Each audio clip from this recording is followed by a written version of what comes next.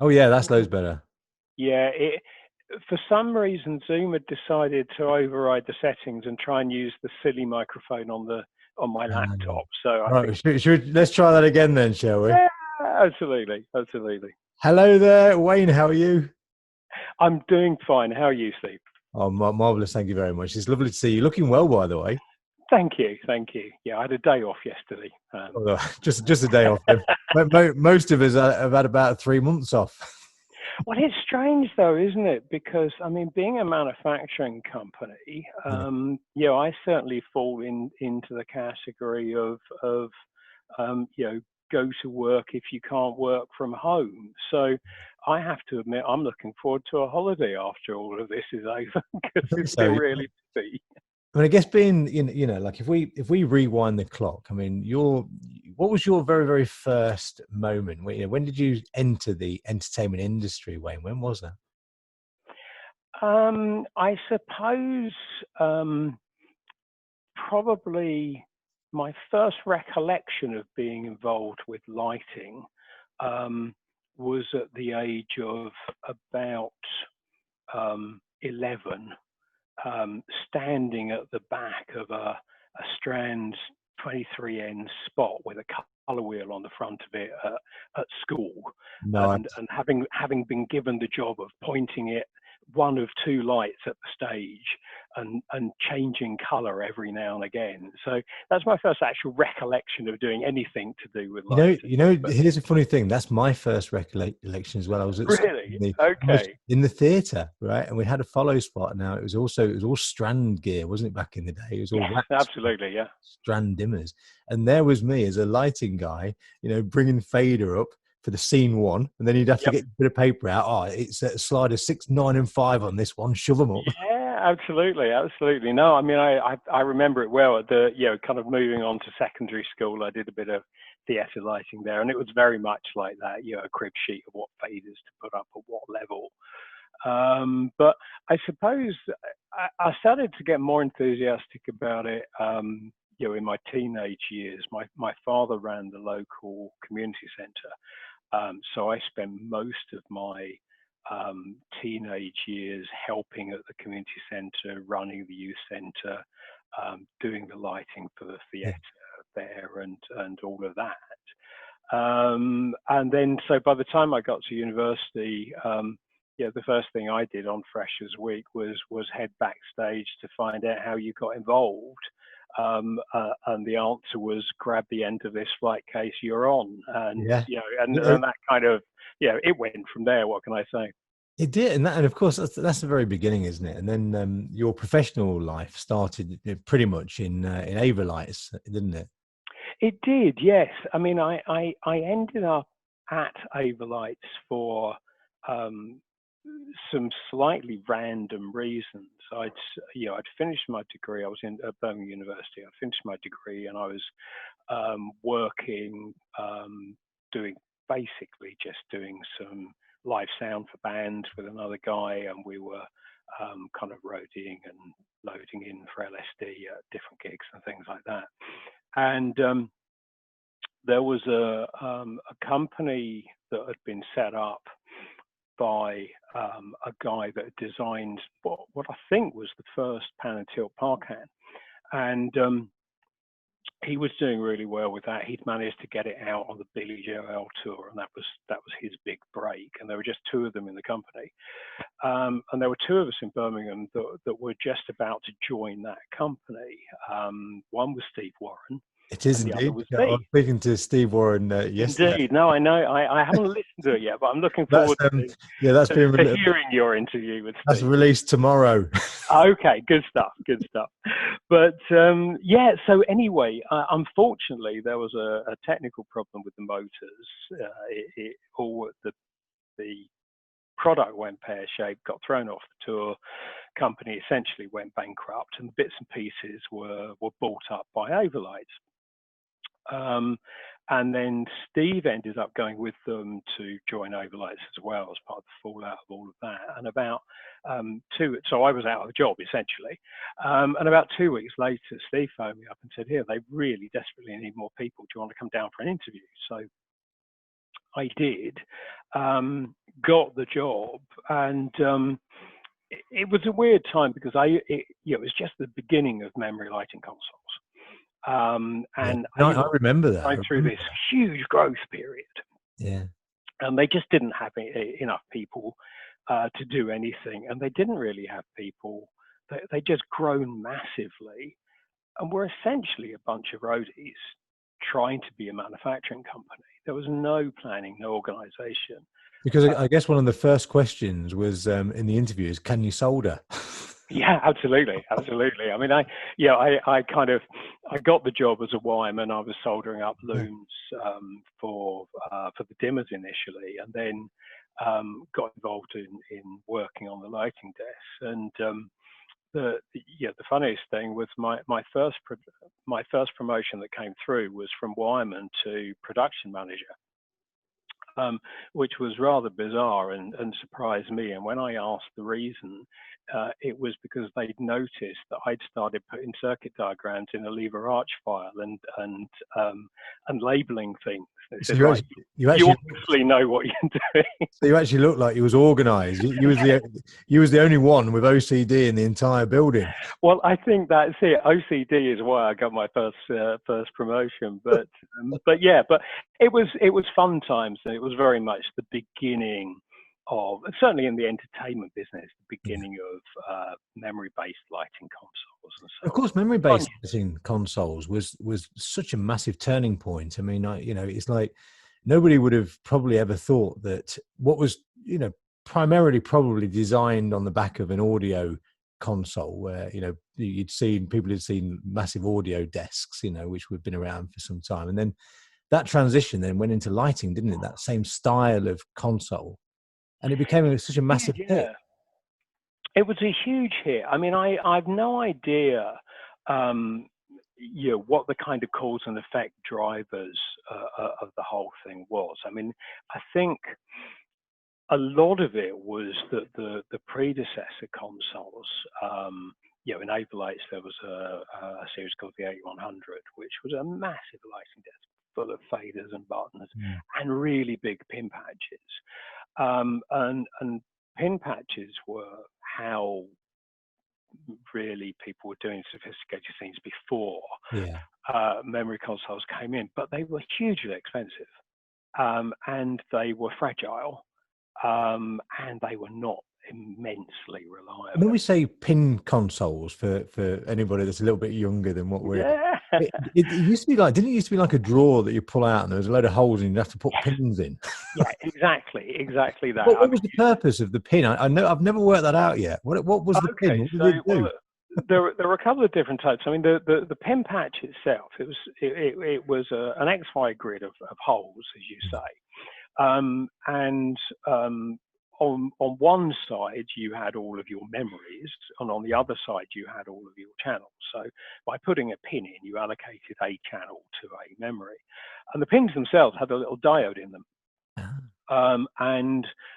Basically the diode, it kind of works like a press button on a calculator or something like that. The microprocessor is scanning all of the matrix, and if you put a diode in, it gets a 1 instead of a 0.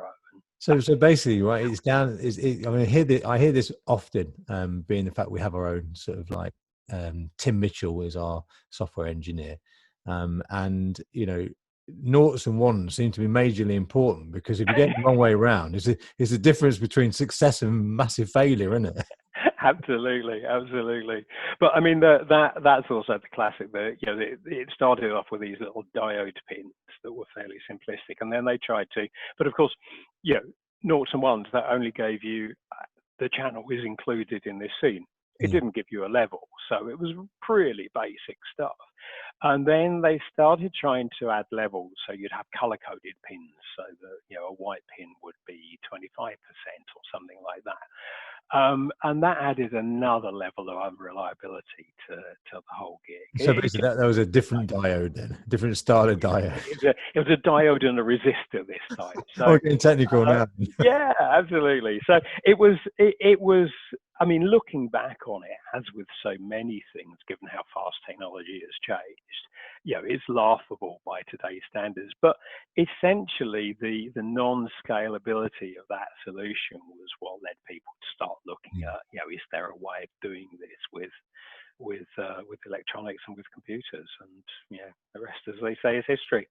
I mean, that move from sort of the analog style of things to DMX was such a massive leap, wasn't it? I mean, DMX itself, I mean, I know you've gone on to pioneer, and that's what you are, Wayne. You're a pioneer, an incredible pioneer, and you've moved on and created ArtNet, which is enjoyed by hundreds of manufacturers around the world, and that's down to your thought process and what you wanted to achieve, because DMX wasn't fast enough for you, was it? You just got to take it to the edge.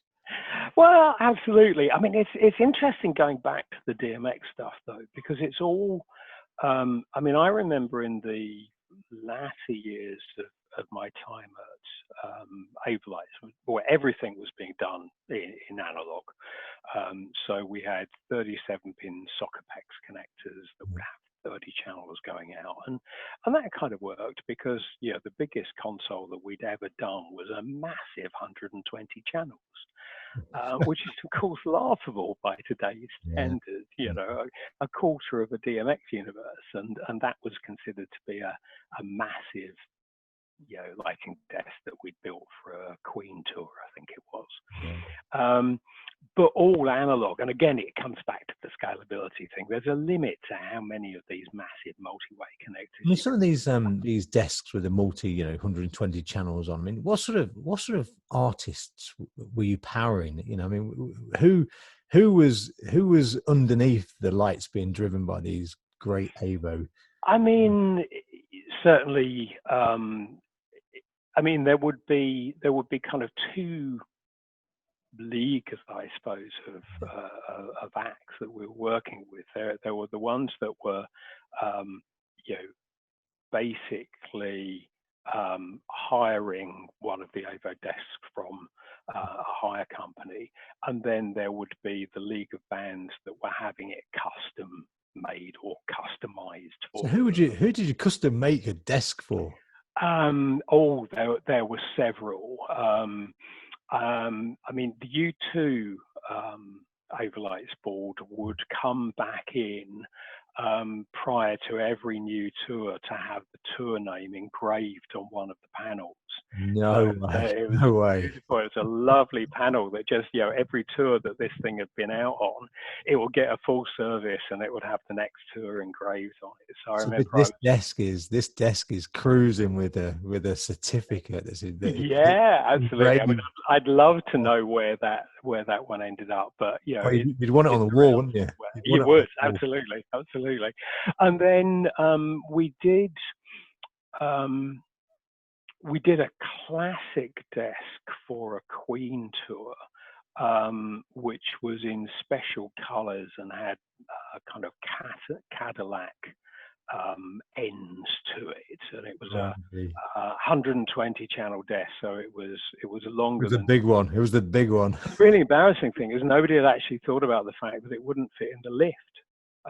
Manufacturing was on the first floor, and we finished this thing, and we were all really proud of ourselves, and it was going out on this Queen tour. And then there was that oh bugger moment where we realized it wasn't going to go in the lift, and actually about half a dozen of us had to manhandle it down the stairs. So the lift, the Freddie Mercury console is being manhandled down the stairwell by you, though. Absolutely, yeah. We thought we'd finished for the day, but it turned out not. So so there was a lot of kind of customization and things like that went on, and there were. But as a young man, how did that feel to you, though? I mean, there must have been a massive pride level knowing that you was building consoles for these mega stars. We loved it. Yeah, it was to die for. It was just great. And I mean, I was really lucky in that my kind of next promotion at Avelites was to become their roving service engineer.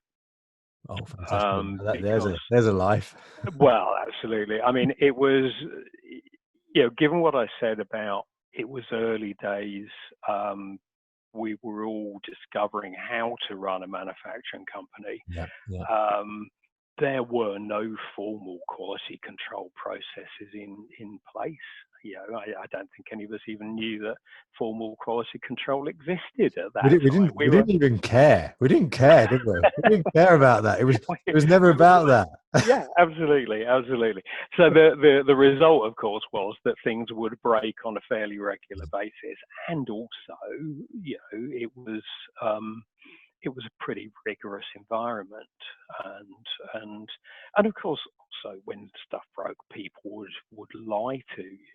Yeah, that's how it broke. Of course, yeah. Yeah, I mean, I remember getting a call one Friday afternoon from the U2 tour, Unforgettable Fire, and the guy said to me, "Your lighting bulb's broken." I said, where are you? It's like, "We're in Milton Keynes." All right, well, at least it's in the country. That's not bad then. I said, what happened to it? Has anything happened to it? No, we just took out the flight case and it's not working.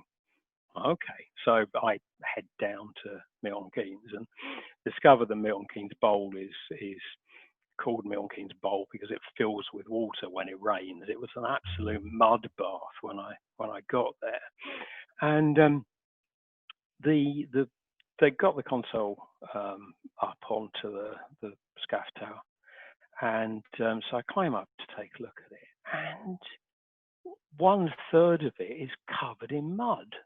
Oh no! And I said to him, "What? You told me that nothing had happened to this. What happened?" And he said, "Oh well, I told you that just to get you down here, because typical. That's the only way. that's right." And so what actually happened is, they forgot to stabilize the forklift, and they'd taken the lighting console out of its flight case, put it on the forklift, forked it up to the tower, and then the forklift had just gone over on its side, and they buried the lighting desk in the mud like a tombstone. So I opened this up, and all of the internal electronics had moved to that end. It had kind of ripped out of its mounts and things. So I ended up just kind of cobbling together a few of the fader panels to the outputs so they could do the gig literally with the bump buttons, and that was it. It's like, no, this one's dead. It needs to come back in. So and did you put it back together? Yeah, because funnily enough, it was what I was talking about with all the engraving on it. So it came back for a complete rebuild. So this desk has got this desk had memories, man, didn't it? I mean, like, absolutely. This thing's been buried into the ground by a third, sticking up like a tombstone. Then you turn up, climb up, and here's the fun part: climbed up the scaff tower, because that's how it was back in the day, wasn't it? Absolutely, yeah. Go and find the biggest desk you've ever built, probably, because it was that long. No wonder it flipped off the side of the forklift. Yeah. But we had fun. So of course that was the Avo days, and then 1988 was where you decided, right, that's it. I'm gonna go off on my own little. Yes. Yeah. Now, who designed that absolutely awesome artistic license logo? I mean, it's brilliant. I mean, where did that come from? It's interesting. It's been through several evolutions. The first one was actually designed by an agency that was doing our brochure, and then and that was a kind of black and white one because color was expensive to print back in the day. And then it evolved into the spectral one. I've lost track now. Must be about 15 or so years ago. And it was a friend of mine came up with it. She was a graphic designer, and I asked her to take a look at it, and she did. So it's turned out to be really nice. And funnily enough, it was kind of designed before LED color mixing became such a thing. So in some ways, the industry grew into our logo as things evolved. I should think that's the truth of that, really, because I mean, LED really was something that brought. I mean, ArtNet was was cool. ArtNet was being used to, on tours and stuff where they just didn't want massive, Yeah. umbilical cords everywhere. And ArtNet was the answer for TV, studio, and everything else. But the moment that the pixelated LED hit the street, I mean, that was it. That was the license right there for artistic license to just, blossom into what it's become, really, because speed was vital, and you could give them that with ArtNet, couldn't you? Very much so. Very much so. I mean, the evolution from DMX to ArtNet was a kind of logical evolution, given on what I said about scalability and the fact that DMX is great, but it is what it is. You can't have any more than 512 channels. It isn't going to go any faster, and so on. And so in the early days of artistic license, late 80s, early 90s, we'd been looking for a way of solving that. And I'm a real fan of not reinventing wheels. If somebody's done something, if somebody's got something, go talk to them, find out if you can use it. Because it's already existing there. Yeah, very much so. And the bizarre thing was that people were already doing lighting over Ethernet protocols before ArtNet was invented. ETC were doing their thing, Strand were doing their thing, and since then I've learned that there were some other companies around doing things as well. But the weird thing is that there was still a kind of attitude that proprietary was good, because if you kept your communication protocol secret, then you could lock your customers in. So they had to buy your dimmers and your lighting console and all of. And of course, that's a common thing, isn't it? That or it's a common old-fashioned value that was there with every manufacturer. I mean, very much so. It was the way things were done. I mean, you look back to the kind of early days of what were then IBM PCs. The keyboard wasn't something you could go down the road and buy. You had to buy it from IBM, and that attitude was prevalent throughout industry, and certainly in our industry. I mean, I'm pleased to say that I think time has proved that to be a dinosaur attitude. Yes, definitely. Yeah, definitely. I mean, an open source attitude, and one. I know. I'll bring you onto this now because I know it winds you up terribly. But open source is something that you believe in fairness. You think that if you've created something that many people can use, then please use it, and which is proven by over 200 odd, 300 odd companies using ArtNet, using your software there. I mean, we use it. We use it every day. You know what I mean? Sure. So the reality is that, and but then when we then look at the color kinetics, RGB patent, I mean, I know that infuriated you, didn't it? Well, we spent 10 years doing battle with them over it. I mean, it does infuriate. It does still infuriate me. I mean, I consider myself to be both a scientist and an engineer, and that somebody can patent something that is just basic physics seems wrong. And more than that, I understand the logic of patents, and I think in some situations patents can be a good thing. I mean, I understand it in kind of pharmaceuticals where huge amounts of money have been invested in coming up with. And you're protecting it, aren't you? You're protecting the investment. But so much patents are used as a blunt tool to stop competition, and I believe that's the color kinetics. Color mixing patent was one of those. We spent 10 years doing battle with that.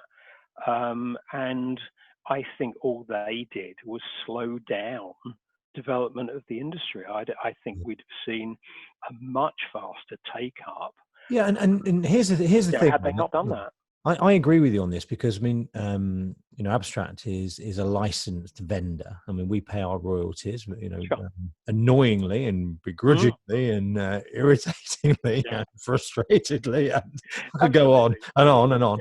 But but we did, because we are, we're a responsible manufacturer, and we kind of didn't want to get caught later down the line and have to pay back royalties and stuff. But what I find infuriating is that we have been enforced or forced, or whatever you want to call it, to pay those paintings. I mean, the Philips guys chased me around the exhibition world for about 3 years, until eventually they got me in a corner and I couldn't run any further.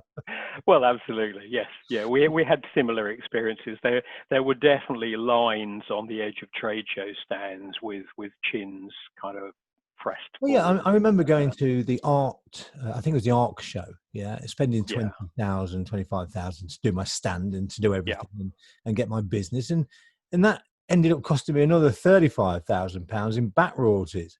Yeah, exactly. But I went to the exhibition for nothing. It is what it is.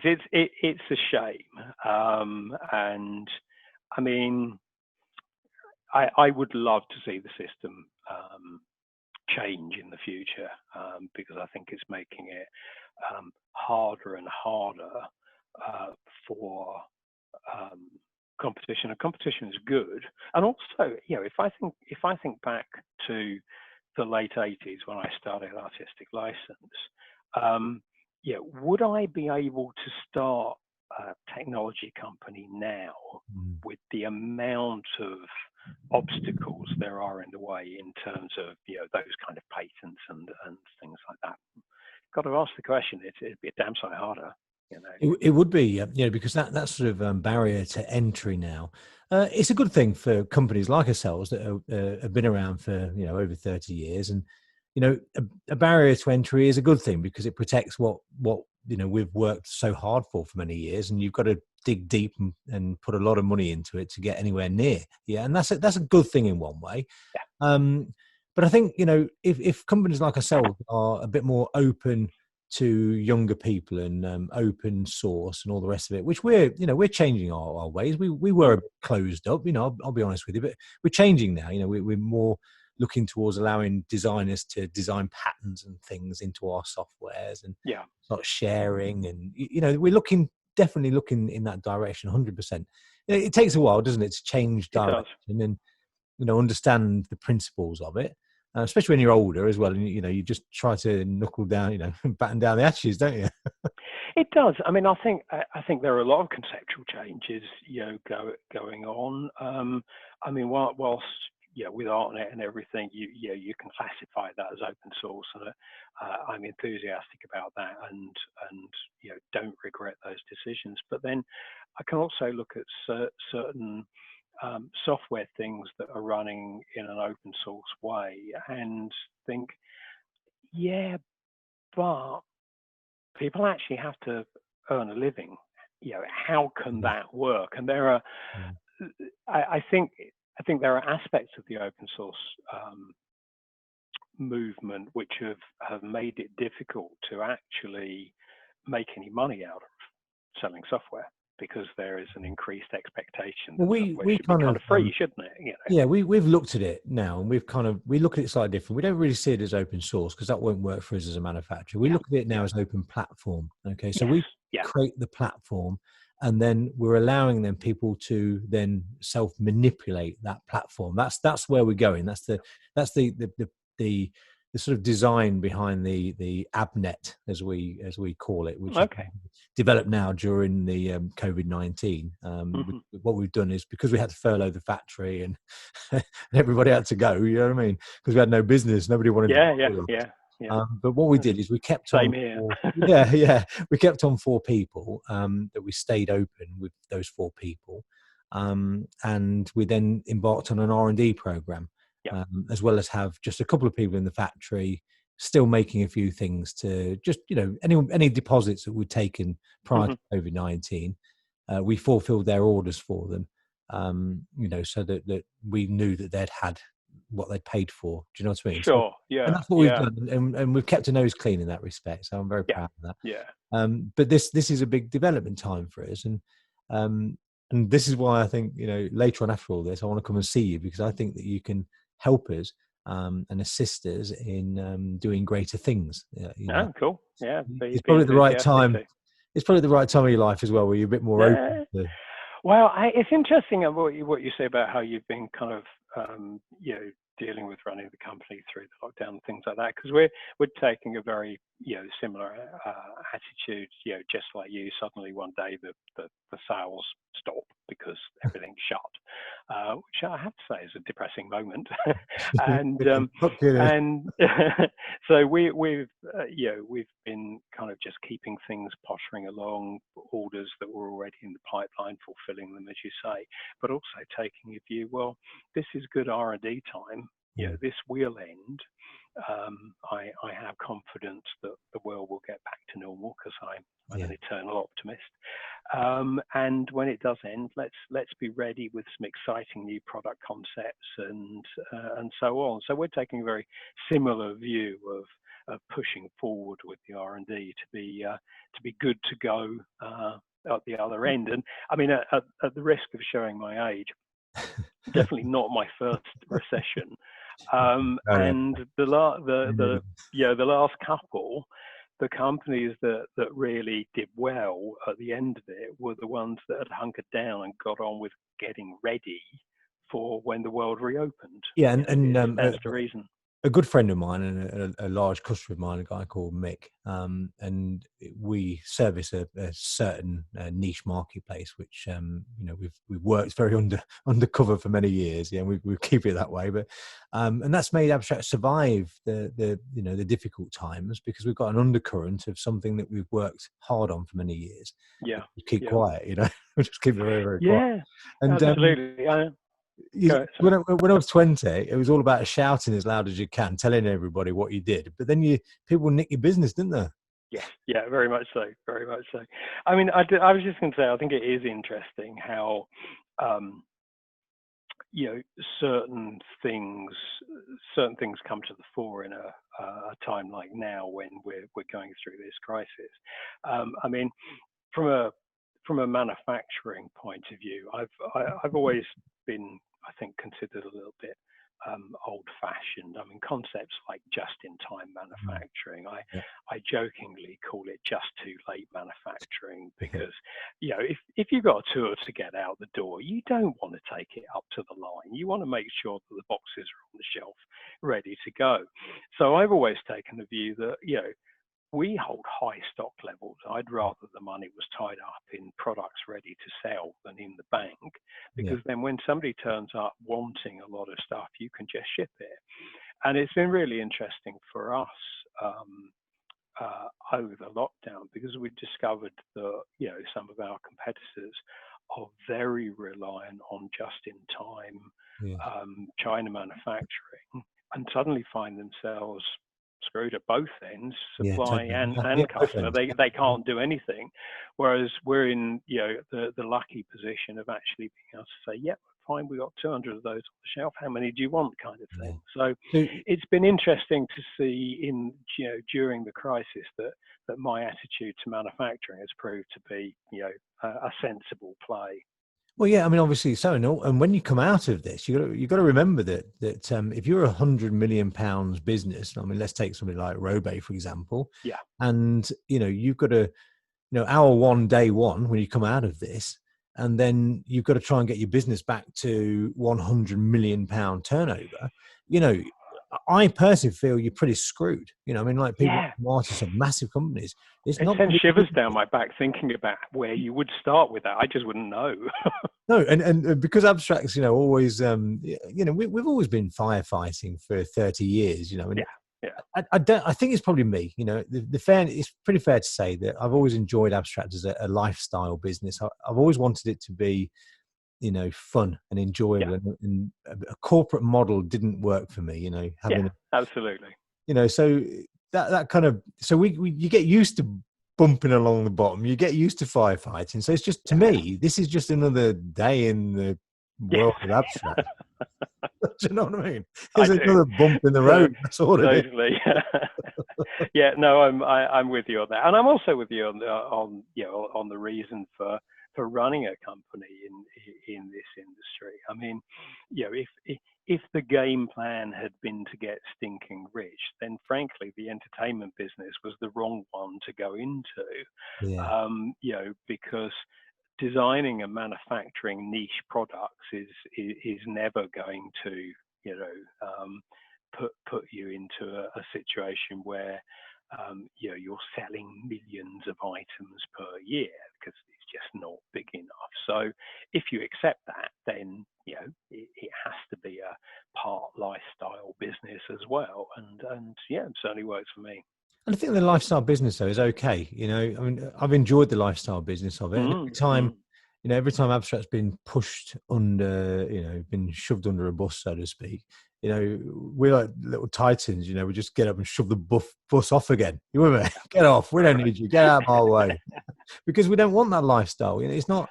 We don't want to be bullied around. There's no fun in being bullied around. Remember when we all started? You're a wireman, right? Yeah, I was exactly. a DJ. That's it. And I wanted, although I stopped DJing for many, many years. Now I'm actually in the last couple of years I've become a radio host. So I've almost like full circle back to where the passion started. But it's you've got to never forget that, and you're not going to turn people like us really and turn us into really hardcore managing directors that are going to be chopping the world about, because it's not who we are, is it? It's not what we are. No, not at all. Not at all. I mean, I still, I still consider my primary job to be designing products. Yeah. Managing the company is my second job in the evening. Yeah, it's your pet hate. It's something you got to do to fill up the spreadsheet. Absolutely, yeah. So, I mean, COVID-19. What do you think? What has that done to you? What has that done to you as a businessman? Do you feel that it's taken the wind between from your wings, or because you said you got your stock, you got your thing, you just like sitting this out? Do you feel like you're just sitting it out, or has it dented you? Do you feel battered? Yeah, it's difficult, and I to be honest with you, I suspect it's going to be several months before I've pondered that question and know what I think. I mean, I think that the way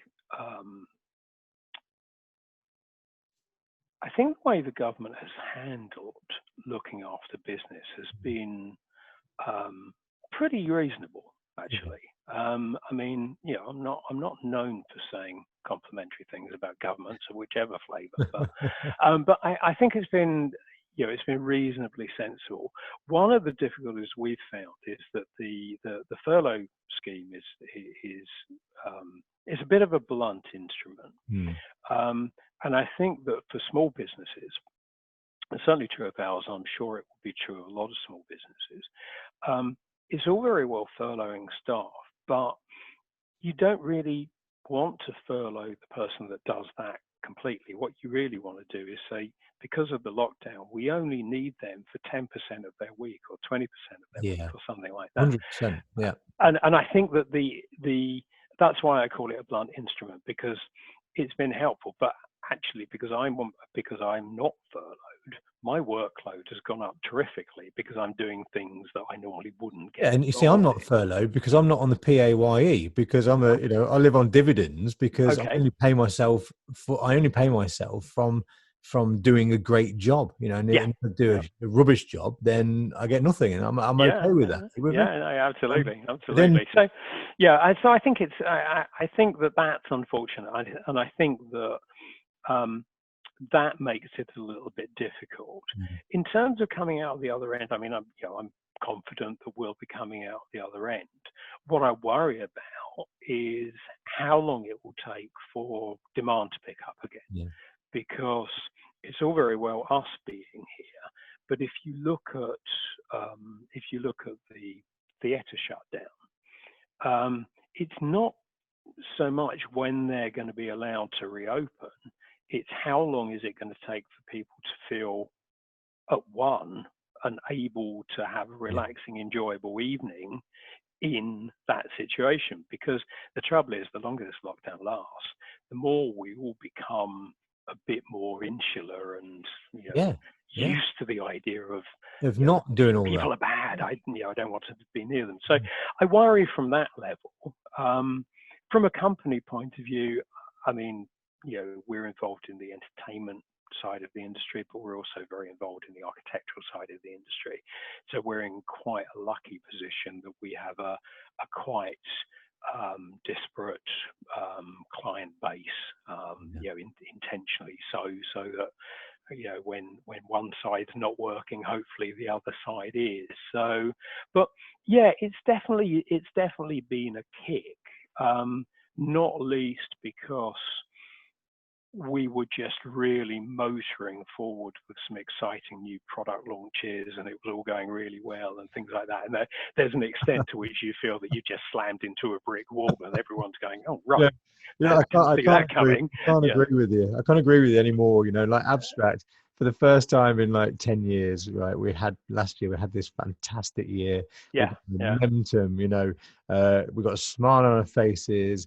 We had a bit of, excess cash, because when you're bumping, you don't see that, you know what I'm saying? And like all of a sudden, No, absolutely. hey, we're on our way, Yeah, we can see the, we can see the glory. It's coming back, and then boom, this happens. Exactly. It is annoying, and there is that sense of having run into a brick wall. I mean, we'd spent last year, we launched our little sundial main dimmer for LED. Well, all different technologies, and it's a product that had been in development for the best part of 10 years. It was, and that's because it was really hard to get right. And having got it right, got it out there, and won awards and got enthusiasm from the customer base, it's just like, damn. But it's really annoying, isn't it? we look forward to restarting that in a little while. We're moving. Obviously, we're in entertainment, as you know. We do a bit of architectural stuff, not massively, but we do participate. But we are looking to grow quite a lot in the home automation market, because I kind of believe that the X factor is seen by millions of people, and they want a little bit of that in their homes. So our product range now has been designed also very much to go into home automation. And it would be interesting for us to maybe get together after all this and see if we could come up with some control package, because I noticed on your website you've got control plates and things. So you're already there. It just needs a little bit of titivation for our products. We could work. No, it'd be interesting. It'd be interesting to look at. I mean, it's a kind of area where we started to, because we were doing some of the architectural stuff we're doing was tending to be leisure centres, a bit of retail, that kind of thing. We got into the plate controller market, and we'd also been doing a lot of crossover work between DMX and DALI, and conversion backwards and forwards between DMX and DALI. So we thought that some plates that had both DMX and DALI on them would be an interesting way to kind of try and span that market. And in some arenas that's gone really well. One of the problems that we face trying to get into the home market is the cost expectation, which is hugely different from what's acceptable in a kind of architectural commercial retail market. But we've got a couple of things on the R&D table which we hope will get us into that place. So let's talk. Well, I think it would be, because there's certain areas that we're strong, and there's certain areas that we're weak, and there's no point, like you just said, why reinvent the wheel? You're doing it already. You're already, it's just a case of as pulling together and seeing if we can come up with something that would work. And that excites me, because very much so. We've been producing an awful lot now of ArtNet control drivers. We had a few teething problems at the beginning, just learning, because DMX ArtNet is a different world, and on your website it quite clearly says that everybody kind of perceives ArtNet in different ways, and we want to perceive it in the way that you designed it. We want so I'd like to bring a product, even if even if you charge me to test it, I don't care about that. I'd love to give you one of our latest drivers, and I'd love you to test it and say, right, Steve, if you just get a tweak there and a tweak there, it's going to be world class. That's what I want. And I'd love to do that. If you was up for the challenge, I'd be really. Well, I tell you what, I mean, it keys very much into one of my hobby horses, which is the plug fests that we run. And there are plug fests in America, but there's a European one which is now managed by Plaza. And it's been around for a while, and it started life with a very specific technology. It was all about RDM and testing RDM. But in recent years, probably I think 3 years ago now, we expanded it to say it's about all lighting control protocols. So it can be DMX, RDM, ArtNet, streaming ACM, whatever. And the nice thing about that is that a whole bunch of manufacturers, many of whom are competitors, turn up and spend 3 days in a big old room plugging stuff together, checking it, testing it, and helping each other fix problems. That's great. And that's just good, isn't it? It's really, really good, and that's absolutely the place to do this. I mean, I don't think he'll mind me saying this, but Chris from Camsys came for the first time. I think it was 2 years ago, and he said to me after the first time that he'd been, I cannot believe we haven't been doing this for years. It has been so useful. We've done, 6 months of R&D testing in 3 days. We'll definitely be back next year. So and that's it. It's a growing thing. Definitely, and that's really the place to do what you're talking about, because then also it gets shared with other people, because you hear somebody else going, oh, is that wrong? I've done that. Right, I'll get that fixed, kind of thing. So it's a great forum, and there's also a good sense of camaraderie. Between all the manufacturers are helping each other, yeah. saying, no, we made that mistake a couple of years ago. Go and do such and such. So.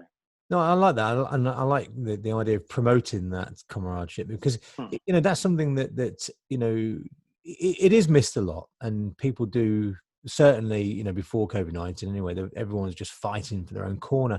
And I think that this downtime has made people reflect a lot on their lives, their businesses, their relationships, all of that.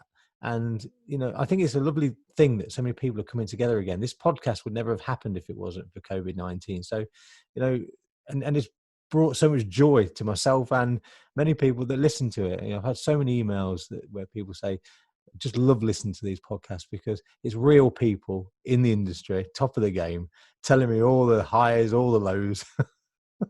Yeah, no, it's very cool. I mean, I've listened to a couple of them just recently, and it's fun. It's the kind of conversation that generally only happens over a beer in after a show or something like that. So it's very cool. Well done for making it happen. Thank you very much. So, well, to bring me on to that, okay, so I want you now to think back at one of the all-time lows, right? What was one of your career lows? What was it? How did it unfold? I think that my all-time low would have to be the day that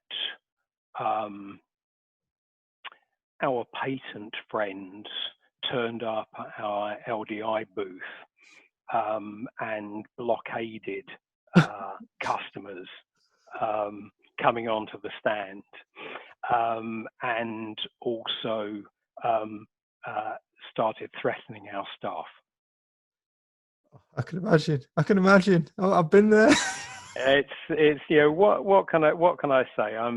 It's the reason that 10-year battle kicked off. I remember, and I'm pleased to say we got the organisers to actually shut their booth down for a day. So that was quite cool. But I think that was an all-time low in terms of that sinking feeling and the realisation that what you perceive as a utterly friendly. Also, this question has to be asked. Okay, this question has to be asked, right? How many thousands of pounds did you waste trying to fight it? It just, I mean, it's unbelievable. I think that if you look at the number of companies that were bankrupted during that fight, that's the Oh, scary thing. I wow. mean, Oh my God. there were big players that were completely taken out of action by that fight, and of course, I mean, the funny thing is that the last laugh is it's, that company Color Kinetics no longer exists, and is a logo in Philips' portfolio that I noticed the diameter of the logo gets smaller with every trade show. So I guess we get to have the last laugh, don't we? Yeah, yeah, that's true, isn't it? There it is, right there. But it's true, isn't it? Because all of that madness in our industry, we never expected it, did we? No, Like there's the wireman and the DJ, and then all of a sudden, you find yourself taking on. I mean, the wireman has took on the giant. I mean, what was you thinking? What was you thinking? Well, it's one of those things. If you don't know what you don't know, then you kind of just bolt forward. It's the same with running a company, isn't it? I mean, Absolutely. if I'd known when I was starting the company how hard it was going to be, I may well have made a different decision. But hey, it's been fun too. So It has been fun, and before we end, I have to say that there's many characters. Yourself, Steve Warren, Adrian Brooks, yeah. just to name a few.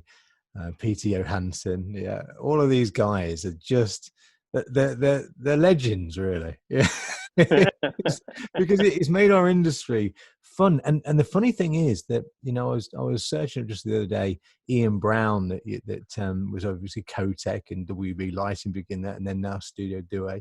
He's still in the industry. So many people. Ian Kirby still in the Yeah. industry. All these people. And Mm. they've not left it. So it must be a great industry to be in, surely. It has to be. Yeah, no, very much so. I mean, it's a pleasure to work in it, and everyone's an enthusiast, and it's great. I mean, I've been getting more involved with Plaza in recent years, not least because of their support for the Plug Fest and things like that. And it's it's lovely as well to see the trade organisation so engaged, and it's almost a kind of religious attitude to helping the industry and moving things forward. It's nice. It's very cool. Yeah, that's brilliant. Well, thank you so much. It's been an absolute pleasure and most fun. And we've covered a lot of fantastic subjects. Yeah. And, Wayne, it's lovely. Thank you so much for taking an Well, hour. thank you very much for inviting me. Really appreciate it. A massive, massive, massive pleasure. And All right. you can show this to all in the years to come. This is my life. This is my life. This is what I did. I will do that. All the best, mate. All right. Okay. Take care. Bye-bye. Cheers. Yeah. Bye-bye.